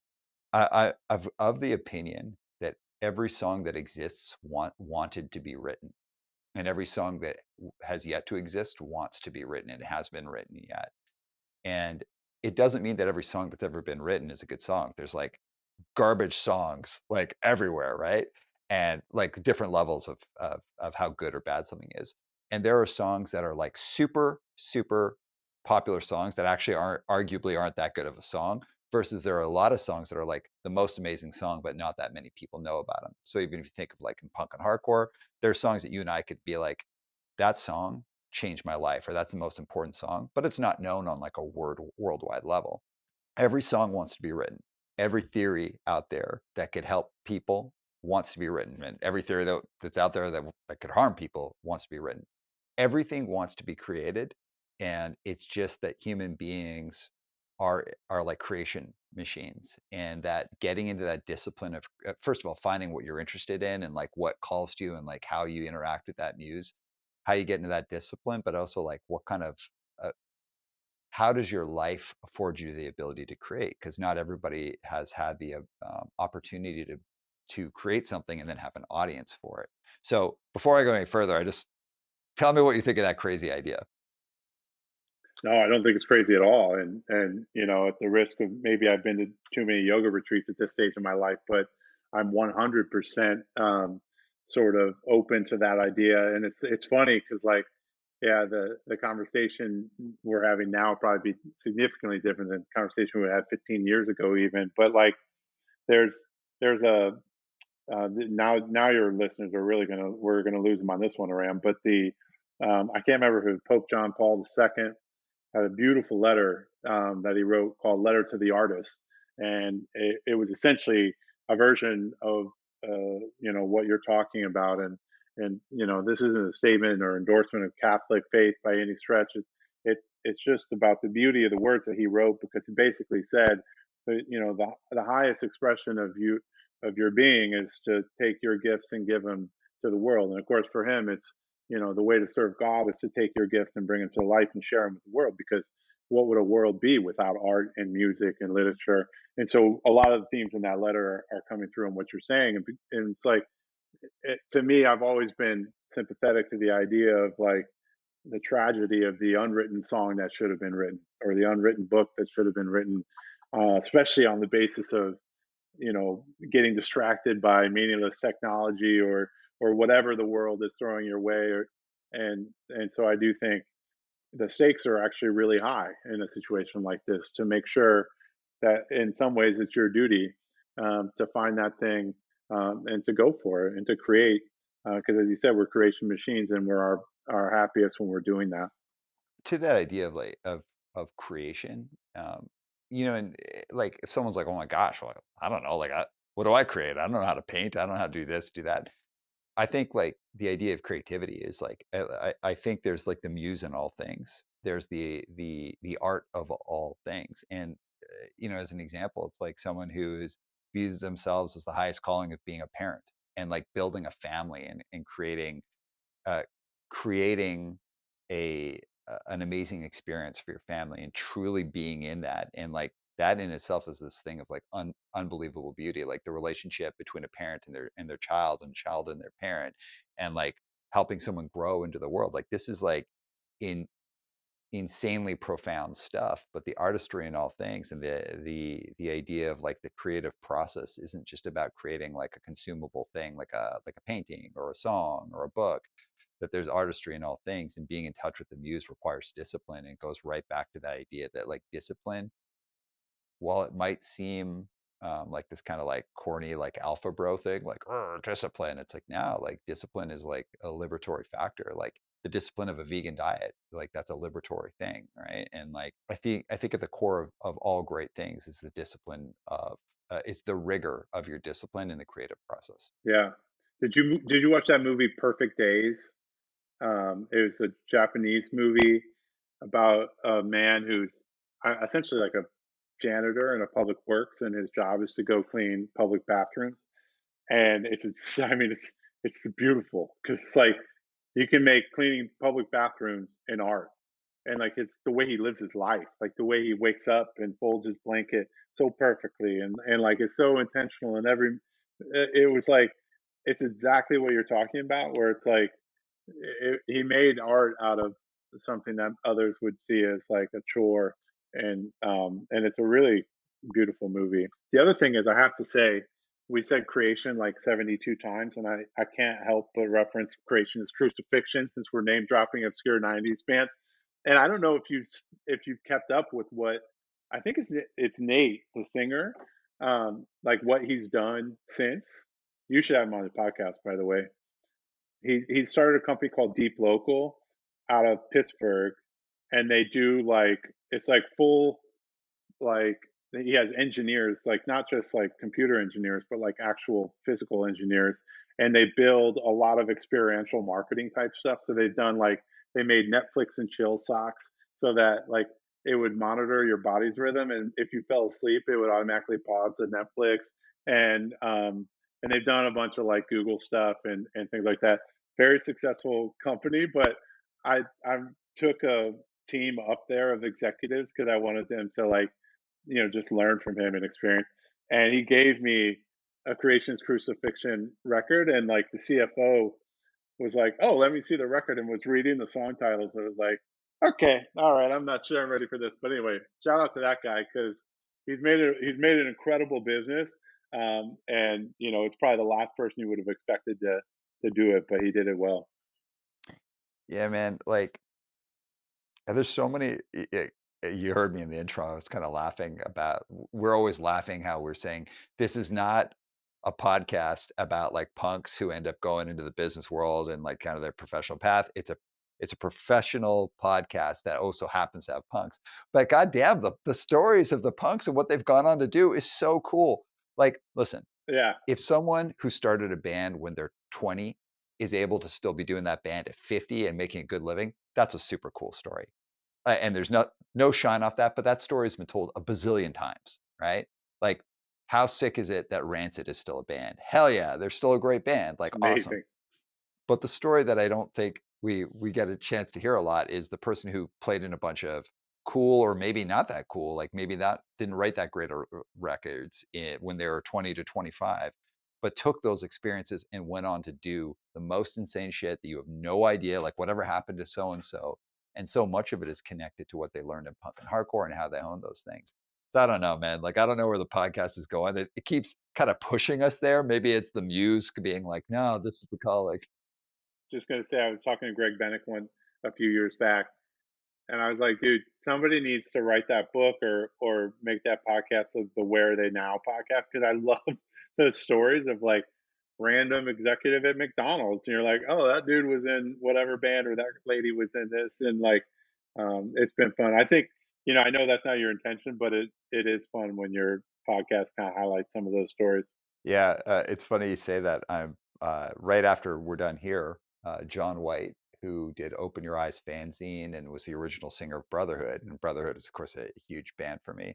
He's coming up to Vancouver, and we're going to do a podcast. And him and I were talking. He's like, "Yeah, your podcast is kind of like a Where Are They Now podcast," and I was like, "God damn it!"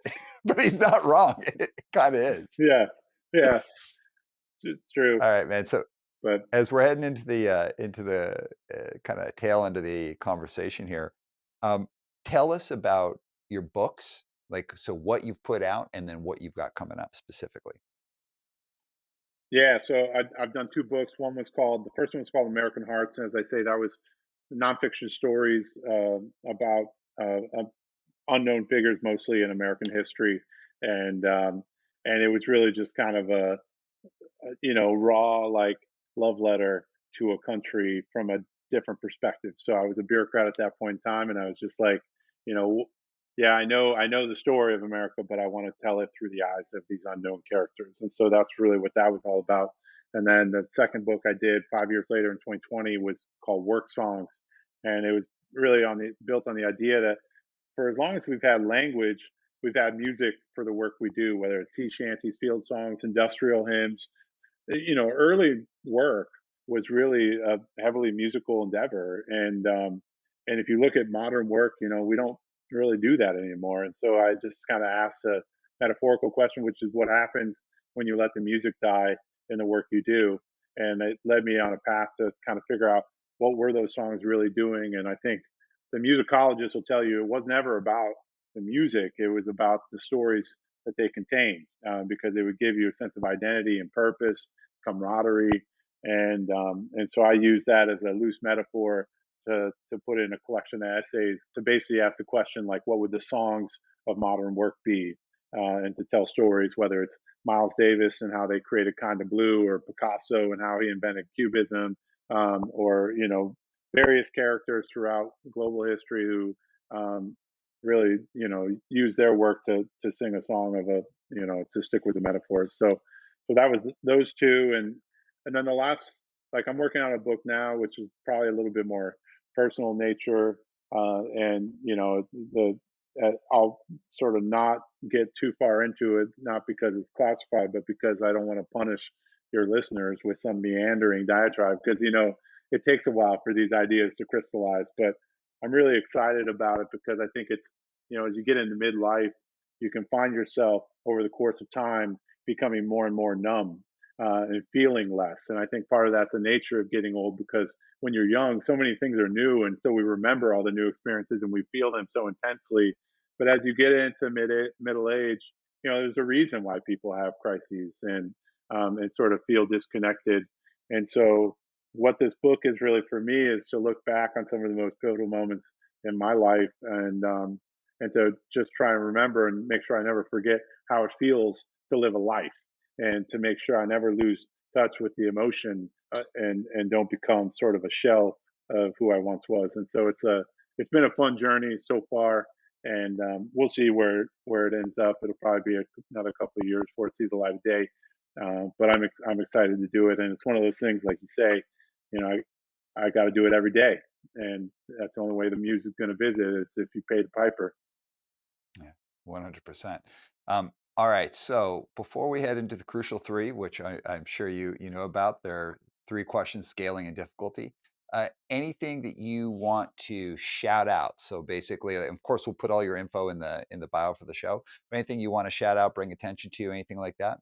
No, I'll leave it less salesy here because I'm not really selling anything anyway. But we'll put it in the show notes, so that's perfect. Thank you, though, Ram. Of course. Any questions that you have for me before we go into the crucial three?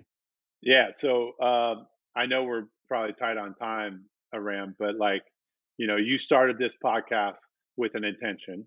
And I think in early days, I remember it being referred to as a leadership podcast.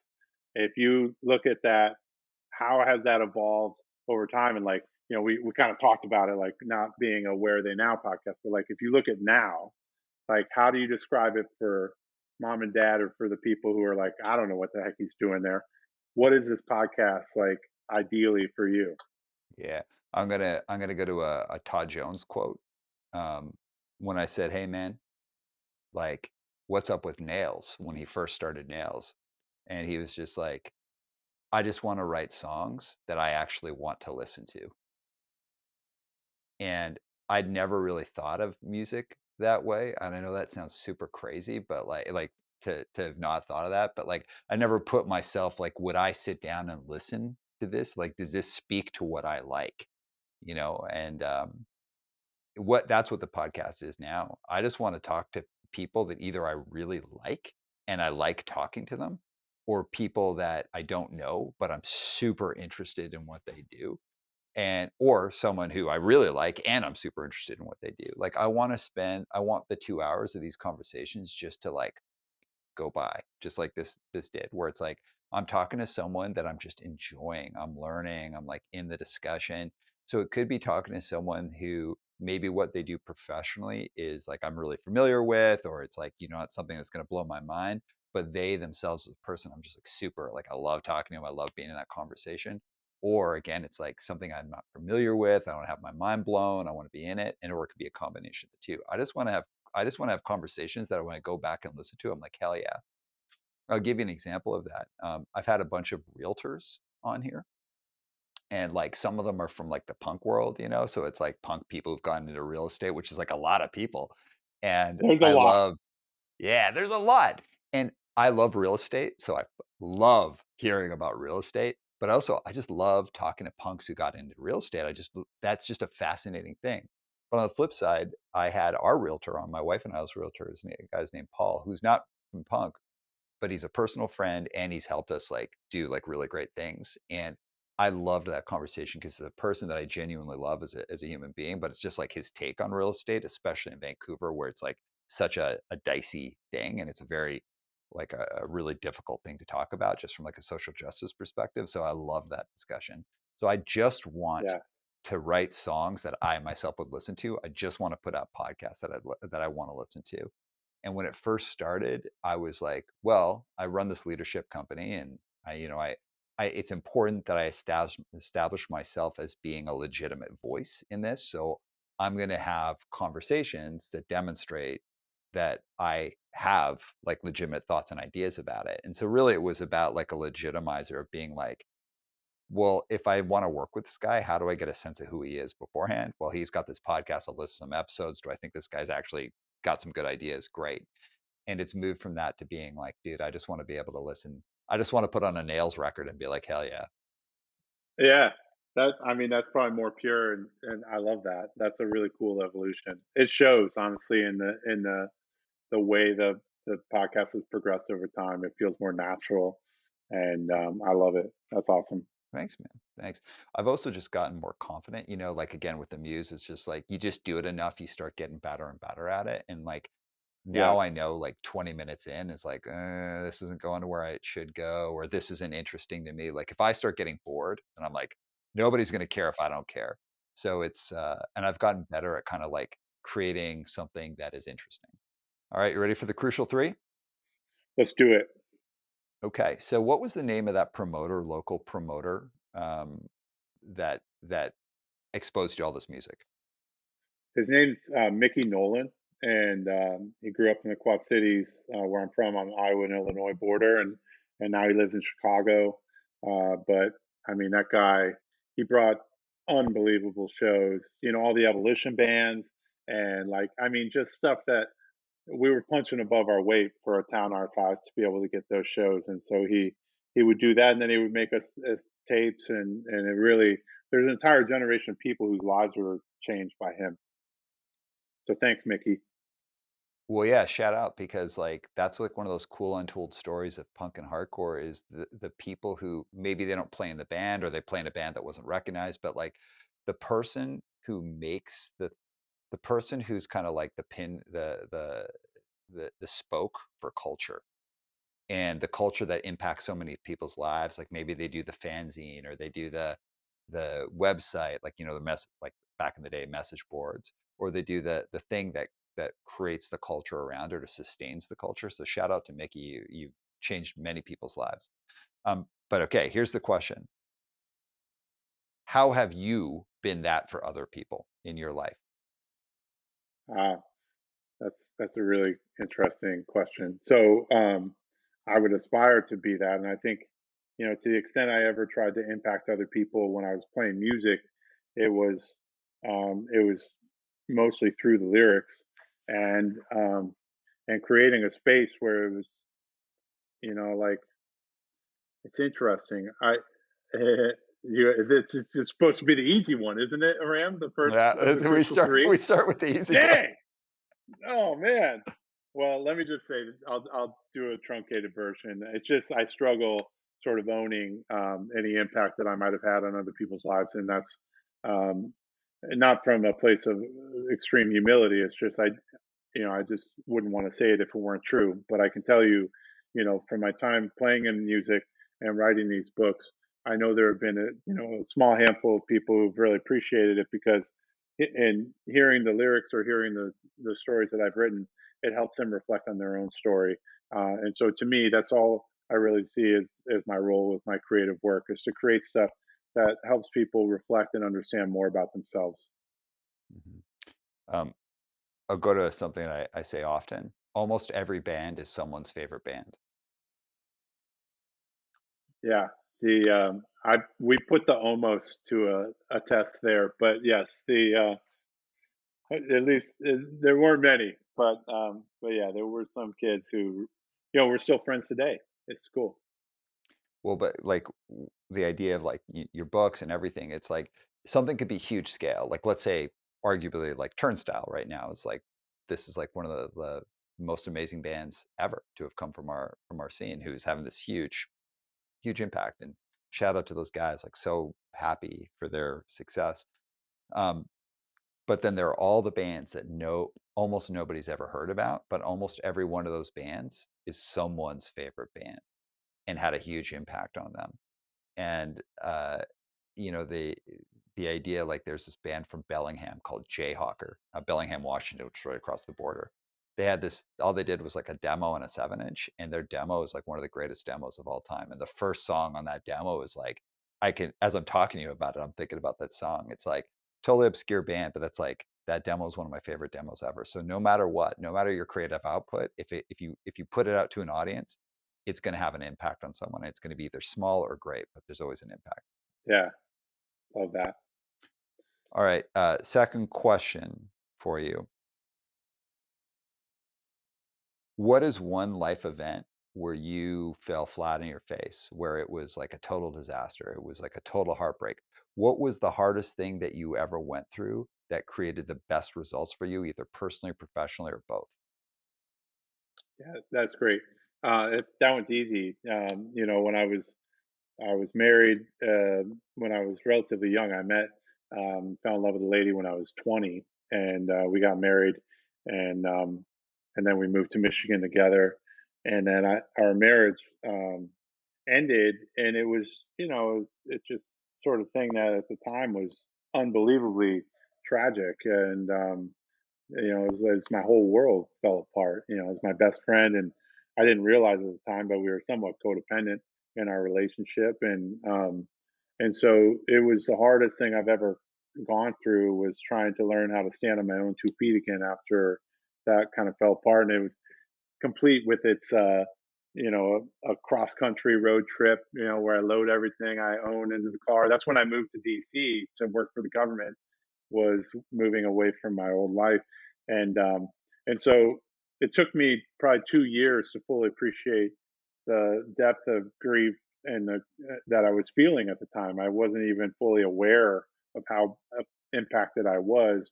But my God, if that wasn't the most important thing that ever happened to me, in terms of giving me the strength to be my own person and stand on my own 2 feet. I didn't realize it up until that point in time, but I wasn't, and neither was she, operating as a whole individual. We needed each other to be able to function, and so for her sake and for mine, we both come out better on the other side. So grateful for it now. But yeah, you got to earn that gratitude on that one. All right. Last question, and it's a two-parter, and it's the toughest of the tough. What are you working on now? Because so much of what you talk about, professional careers, like how to create change, and like even when you're working your first gig for the government, even through your writing, it's kind of this like transformative process. What are you, if you hold up a mirror to yourself, what are you working on about yourself right now that you have not yet successfully really transformed? That's part one that you're still working on transforming. Okay, this one's actually easier than the first one to ram, and probably because I'm writing a memoir right now, so it's like front and center. But what it is like, if I look at the great struggle in my life, and I'm not unique in this, has been a sort of constant need and search for love and validation, and typically where I get that is from external sources. So if you want to look at, like, the real motivation, why was I on stage? Why do I write books? Why did I get all those degrees? It's because I wanted people around me to look to me like I was worthy of love. And so my big struggle now is to try and exist in a place where I'm not sort of making my life decisions on the basis of what is going to get me the best feedback from others, but actually see myself as worthy of love, even if I didn't do anything else remarkable in my life. And just, was like that janitor in the Perfect Days movie that, nobody ever really thought much about. Then, like I want that sort of stability and strength to be able to say, hey, this isn't about, trying to impress other people. This is about understanding that, regardless of what I do from here, it's okay. And so that's been my big journey right now. Mm. All right. Part two. What have you worked on that you've been about yourself that you've been successful? And it is, I'm not interested in it. I'm still working on it. What have you said? I got to change this about myself, and you've been successful at, and now that's no longer a challenge for you. Yeah, that's good. I think before I was very I was not very careful or cautious about, like, how to take care of myself in the pursuit of any goals, and so I used to, work any hours necessary, and expend all energy and really deplete myself and not take care of myself at all. Um, I've now gotten to a place where it's like, if I'm not sleeping properly, or I'm not eating properly, or I'm not having the opportunity to work out, like, none of this stuff works. And so that's one thing that I sort of made a priority and a discipline, which is, you're not here to try and pull 12-hour days consistently. It's not humanly possible or really productive. So it's been good. Oh yeah, man. Good. Listen, you crushed those questions, man. The first one was the only one that got you. I was like, ah, yeah. Good for you. All right, man. Listen, like we're wrapping up. Anything that you want to say as we're closing off? No, I appreciate what you do, and I appreciate the opportunity to be here. Thank you. Heck yeah. Well, listen, you're the best, and I really appreciate you. I appreciate everything that you've done for me and for the world and for so many people that you've had such a positive impact with. And everyone listening to this, like, there's an easy back and forth between Matt and I because we do have history, but like we don't have history like we like have known each other for like 20 years and we've been like in constant contact. It's that shared language of course, coming up a punk and hardcore and then kind of having sort of similar roles in what we've done professionally. What I'd say though is the big thing is that like real deep appreciation to see another person who's like imperfect, who's trying to be their best version of themselves, but also trying to like help do good things in the world in different formats. And that could be in the government, it could be in the social services, it could be in a corporate setting. Your ability to create great impact is not solely focused on how much power or money or influence you have from a structural perspective. It can really be based on I have a desire to do something good and how do I start on the small scale and go from there. So with that, Matt, I think you totally rock. I really appreciate our conversation, and everyone, I hope you enjoyed it as much as I did. My name's Aram Arslanian, and this was One Step Beyond. One step, one